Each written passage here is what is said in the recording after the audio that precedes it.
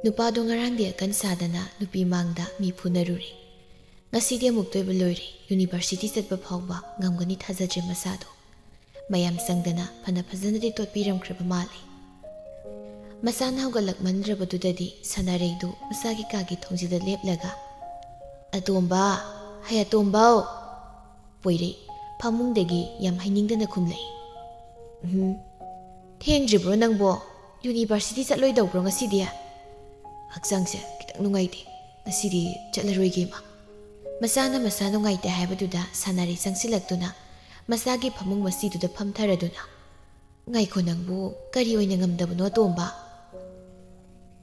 Kashu yam ngamdabo nateda ko kitang lumbani ma. Adubu haiba hagol kangkhatana nasina yagato sengdu oroduna ha aduga potharasu potharo huima. Mamai bema sanareisu masagi kadagi thokre. Poireisu tana haugatuna masin maya singdokre. Hek loibaga magi kada muksangduna hipthakre. Mangoldana masal bema panthoidu phakamathaduna larik tawri. Ningthemsu kadomdagino put phausilaktuna. Chentombe noi tamsa lekibro. Ningthem ubada panthoi nokfe tawduna. Lei dainthem kakhalo. Ningthem mangolda kakhalaklaga panthoi gi manakta Paktuda pamthaduna. Kari pari no sentombe. Literature ni dainthem. Oh, pato. Ado noi tamsa dubu. Magi kada leibani dainthem chango. Akhoi tamchadi masangamtre. Oh, pahuru ko dude. Asyaramduna ningthemdu poiregi kada sangkri. Poirei blanket na mamai mamittu loina khumjinda leirami madu ubada ningthemna. Itaw Poire, Paisub to Hibit Singtaraga. Ya Dribo Breast Dorabo. Saint Dorida. Jadi. Takji. It's a lyric party. Ningthem, Hifit Septaduna, Mapalti Yinglaga. Luikri. Kidoragido. Jadaxi. Haisuna, Isangam Day. Ningthem, Conjaldo Kazikan Kalaga. Isan. Hoichan. Panthoi Sanglaga. Kay hagi dainthem. Cha thoidro. Panthoina. Cha lonba loidri dainthem. Asaba yauduro. Ay leirosoro. Yarni leiri. Tamchaga ngatang naramo. Hairamduna panthoi changkri. Asumna naminini humni mukti hausingkri. Poireisu phakri. Mahausagum. Chapmana tawba haukri.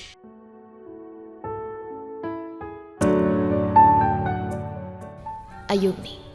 Somdana Sanu loisimba loiraduna makon leirak masindu phawba thorei. Leirak masinduda nongina ngaidun leirami.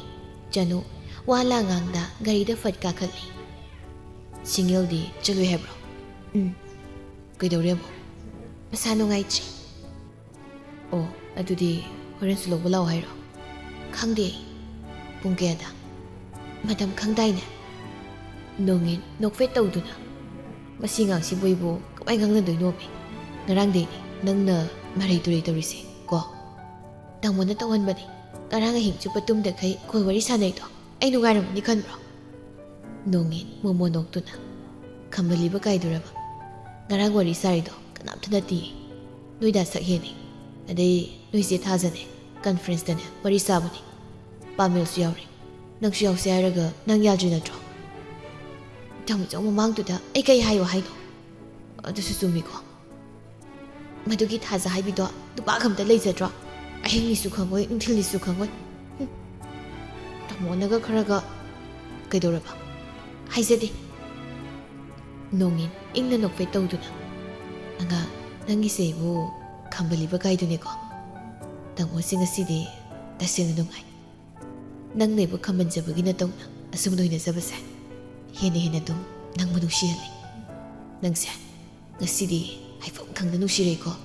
Ado, Nangatamo would Hazadabdi Dogano. I would Tazo.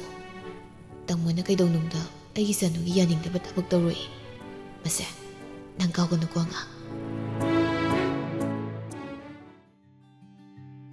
Matangi the Midney, Poireganing Tiamga, University Kinamada, Single Hegile Kaida, Single Lumbalai. Single Nadukalum the Galakbada, Poireganing Tiamgana Leram Libudo, Maui. Single Masado, Kazikok Taksai. Mangau thikraba poirengni adubu chuplukre mong hadagom aduk chinglemkre. Mako kaidu haifet hotli khut namana poketo humjili aduga nokfet tawduna. Kai chaluino. Singal na khwaida kizabasi poirengni aduna masu tapna kumlei. Dukanda. Poirengna wamaga haige tawringai singal di thuna get manung changsingkre. Poiregi matawduda ningthem noklaga. Ngyariyar nupa.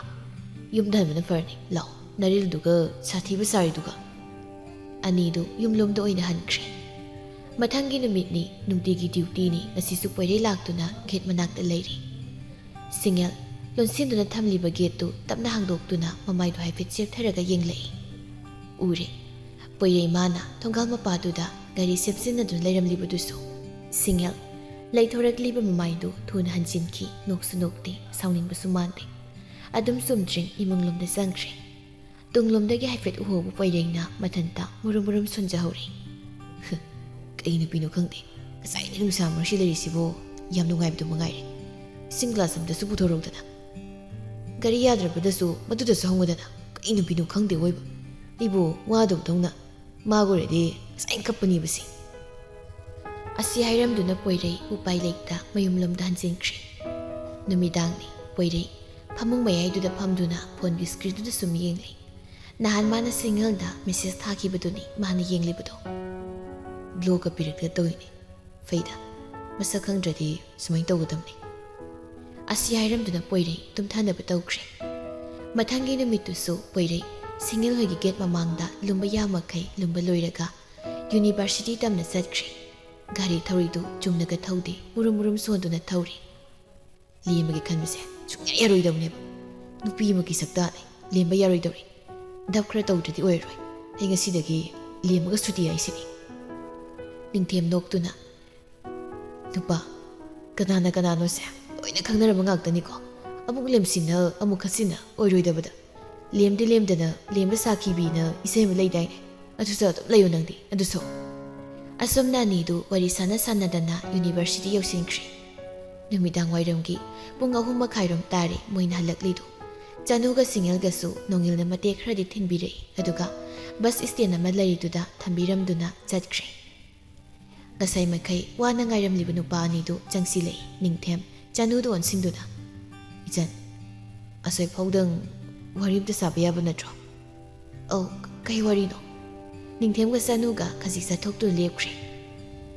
Somda poire singaldo onsinduna michiwo kaiwo wari saba huzili. Bema kapset be nang neise awaba khangdabo inaga ubro. Nungsagi maisha kaise kemta khangdabaga malurabraba. Nang amai bema sono oi kari oi. Singal ngakna kaino hari mayamse haibu makhalamta tadre. Aise phanadi kana lemna phonabani adubu yadene ko nangna. Singal ngakna ha aidi kaige poirei khonjal taptharaduna. Nang neise ngaholi natro amuk kaptoira si haibage. Ningthem ka chanuga su somda wari tawri. Adu chano sumti nasiko lambi lamkhangda thengnabada adum kaunase. Chanu su nokfe tawraduna hoyai. Asi haiduna chanu singal ki manakta phachangsilei. Chalasira. Chanu nupani du don sinduna. Adudi ekhoi mu chalukigi nongma muk thengnarasi. Asi haiduna nupi ani du chaikre poirei ningthem don sinduna isau tawsilei. Aina saina mamanabise thadorakadun haiba natro. Wari bau sabu loichi. Aino amta nongdu wani khoidause cham chawgaladawni. Aina na temi nupa masana professor sakhibudubu pharaga thamgadroibo. Yare khange jalasi thengi. Asi haiduna anidu gari thauduna chatkre. Numidangni singal sakhumda mamana sak thonglibadu changduna yausilei. Leimana Bema nang ironbado isingdi lawse kita sujilusi. Singal mamana pirakliba maroidu lawduna soizili. Mabung sakhen sanasu chakhum laribadhumna sangsilei. Kay iromano isanthoi. Singal khabai masama paiduna irombadu gro otuna. Pani romba. Mayang toni thakdrabo. He autre. Tamchongna phamung kola leire thakda tabadudi thaktre. Sakhen iroli masalgi makokta khazik induna. Nang derek bagay dogedo. Hairamduna maninglomda phathokiduna mayang ton maton khara pusilaktuna kompakta phat thadare single thadarakli mayang ton du chamduna hapchin haire ngasaina di hekti phatabani se numidang na posai hekpa ngali saringai di hekadaba haina iromba do tengkota hapna ba tawre thoibe nang ironba se khutso yaudana loisilage hairo khutna iromba chatna dramne hojikti mi haise makha yamani tamcho khutna nairaga hangoi kibesu adum yawrini ho adoiso aidi hangoi di islagi khut fajabaduna amtari na yuse single iromba do hapa prep loisinduna ngamaro khut amu sani ai tamchong na sabi dong nate sa en sana noktuna huini adumaina rol sumudana single kaisu khumlakhichi sa en sanana mama na nga ngauribduda amu onsinduna ima nga du munjubo masai de ngauri duba mamai be ma lei masu nga do ngauna khumlei mun daure masum kamu watladi ne na sansi kaisu sabi roi yi petlena aduna sum ngauri bani yare dudi ai loisilage saksi tidu chaklami single chak to thibadi haujarakpani mabungi waduda isau tawre chak natro ainin thire sitamcho leimasu chak to thirage haidna phamthare sahin sanasu nga ngauri biduda mayon silladuna ho oiroidaba nangairdi aido chaklami nangna sum tawra leredi hayeng phau loido malaktraba adugini single phet tawduna phare kaino hayeng khai chak thiu ye harakpada khaidogiyeng leimana saktu prap thidokli nga ngaurib du suloi singchi ahumdu chaksa bhaugatkri single gi salukta lariba nga du sain sanana tap lawi single kaisu haida mabungda paina yenglei sahen nokmi nga makok tu lokthok amuk pisilei makok se nanga sa bairoi tawnida masani ki matawduda leima noktuna nang tam saudi tunghanbi makok se pangkraponi angang oiringai dagi suni tunghanbi makokse ataiga manadaba tungan mahau ma yawi adune pamisi adagi mabuki manamsiga hakrajani singa nga do mase khra saraga nga ngauri ni na munsumunde ipele sakhena munde di hainu da sanai bema leimana ye adudi nabungda pikrodana pedaba ma piraki mama singa nga do mabungda pirei sahin sunoktuna ꯑꯩꯈꯣꯏꯗꯤ ꯍꯔꯥꯎꯖꯕꯤꯅꯤ ꯃꯌꯥꯝ ꯆꯥꯕꯒꯤ ꯍꯔꯥꯎꯅꯤ ꯇꯝꯆꯧꯗꯤ ꯒ꯭ꯂꯨꯇꯟꯅꯤꯅ ꯃꯃꯥ ꯃꯆꯥ ꯃꯣꯏ ꯑꯍꯨꯝꯗꯨ ꯄꯨꯟꯅ ꯅꯣꯛꯃꯤꯟꯅꯩ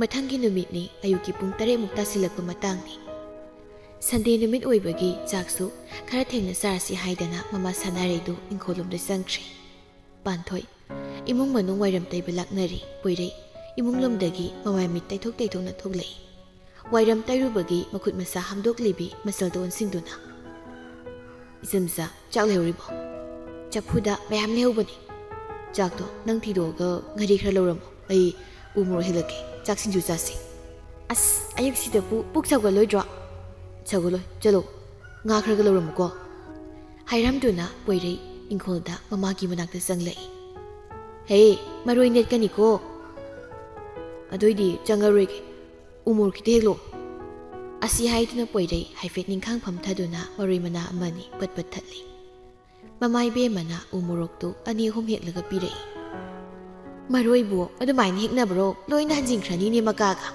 नंगना तौबा Simco Eva तापामददे Keck लैरदना ममाना nganglibadu पोइरै थासिलुद्रे Tumin अदुम इमुंगलमदा संगसिंख्रे मसलना लौबा लोइरमलिबा ngariduga umurok aniduga okam asiduda nekhai bahurei panthoina umurok manam kugansidi tamcha amakhak tausi kisu saroise maroido sujilo sida panthoi maroido moirok nairibaduda soijili poirei makuna nairiba ngari morokto chaktuda namnaba amuk to sili loiraduna chakhoma taste tawi poirina auye chajaro laukhara Panthoi su sangsinduना चाकतु चामिनै अनिरा अहुम लहुपदा ngairi Panthoi mabit anidu krokro otuna pangkhapta khappi aduga hai as mina ngasaina amakhak tausi haidro mikamda pangma ngamtre tinga se ororo tare poire ka su sadago sadana si ngasi saw Panthoi morok sabadu khangna mabungda paina yenglei saroi bana ꯅꯪ ꯆꯥꯔꯣꯏꯁꯨ ꯉꯥꯏꯍꯥꯛ ꯅꯪꯅ ꯄꯥꯏꯕꯒꯤ ꯃꯣꯔꯣꯛ ꯁꯥꯅꯤ ꯇꯣꯛꯑꯗꯣꯏꯒ ꯃꯣꯔꯣꯛ ꯁꯥꯔꯒ ꯁꯤꯁꯥ ꯌꯥꯝ ꯇꯧꯔꯗꯤꯅꯦ ꯍꯦꯟꯅ ꯁꯥꯕꯅꯦ ꯆꯠꯂꯨꯁꯨ ꯆꯤꯅꯤꯔ ꯊꯨꯝꯂ ꯀꯩꯅꯣꯝꯃ ꯊꯤꯠꯂꯒ ꯊꯛꯆꯤꯜꯂꯨꯁꯨ ꯄꯥꯟꯊꯣꯏꯗꯨ ꯐꯥꯎꯒꯠꯇꯨꯅ ꯆꯤꯅꯤ ꯈꯔ ꯆꯥꯁꯤꯜꯂꯤ ꯈꯔ ꯐꯔꯕ꯭ꯔꯥ ꯀꯔꯤꯅꯣ ꯇꯨꯃꯤꯟ ꯂꯩꯈ꯭ꯔꯦ ꯃꯆꯜꯅ ꯃꯣꯔꯣꯛ ꯌꯥꯝ ꯁꯥꯈꯤꯕꯗꯨꯗ ꯃꯕꯨꯛ ꯁꯧꯒꯠꯂꯝꯂꯅꯤ ꯈꯟꯗꯨꯅ ꯂꯨꯈꯥꯛ ꯆꯒꯨꯝꯒꯗꯨ ꯄꯣꯏꯔꯩꯅ ꯂꯣꯏꯁꯤꯟꯗꯨꯅ ꯀꯣꯜꯂꯤꯛꯁꯤꯡꯗꯨ ꯁꯤꯠ ꯅꯥꯟꯅ ꯐꯦꯡꯗꯣꯛꯂꯝꯂꯒ ꯀꯩꯁꯨ ꯍꯥꯏꯔꯝꯗꯅ ꯀꯣꯟꯊꯣꯡꯂꯣꯝꯗ ꯊꯣꯛꯈ꯭ꯔꯦ ꯃꯃꯥ ꯁꯥꯅꯥꯔꯩꯅ ꯏꯪꯈꯣꯜꯗꯒꯤ ꯊꯣꯛꯂꯛꯄꯗ ꯄꯣꯏꯔꯩꯅ ꯊꯣꯛꯇ꯭ꯔꯤꯕꯗꯨ ꯍꯥꯏꯐꯦꯠ ꯎꯏ ꯈꯥꯡꯒꯦ ꯈꯜꯂꯕꯁꯨ ꯅꯪꯍꯧꯕꯖꯥꯠ ꯅꯠꯇꯦ ꯑꯣꯟꯊꯣꯛꯅ ꯌꯥꯡꯈ꯭ꯔꯕ ꯃꯆꯥꯅꯤ ꯁꯅꯥꯔꯩ ꯎꯄꯥꯏ ꯂꯩꯔꯣꯏ ꯈꯜꯂꯗꯨꯅ ꯆꯥꯛꯈꯨꯝꯂꯣꯝꯗ ꯆꯨꯝꯗ꯭ꯔꯤꯡ ꯆꯪꯈ꯭ꯔꯦ ꯄꯥꯟꯊꯣꯏꯗꯨ ꯆꯥꯛ ꯃꯍꯤ ꯊꯥꯒꯠꯄ ꯍꯧꯔꯝꯃꯤ ꯅꯕꯨꯡꯅ ꯆꯠꯂꯤꯁꯦ ꯀꯥꯏꯗꯅꯣ ꯏꯆꯟ ꯍꯥꯏꯔꯝꯗꯦꯗ ꯃꯃꯥ ꯍꯥꯏꯔꯝꯃꯣꯏ ꯐꯅ ꯐꯔꯗꯕꯨ ꯍꯦꯛ ꯃꯅꯤꯡꯉꯤ ꯌꯥꯔꯣꯏꯗꯧꯔꯤ ꯅꯕꯨꯡꯁꯤ ꯏꯕꯦꯝꯃ